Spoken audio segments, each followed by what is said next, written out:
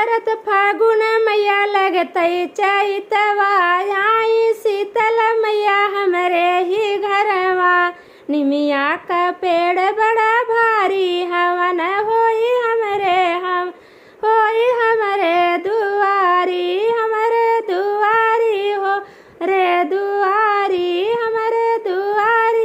हमरे दुआरी निमिया का पेड़ बड़ा भारी वन होई हमरे दुआरी गंगा जलवा ससुर जी लाए गंगा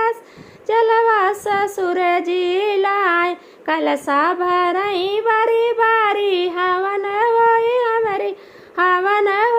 हमारी दुआरी कलसा भरई बारी बारी हवन होई हमारी दुआरी निमिया का पेड़ बड़ा भारी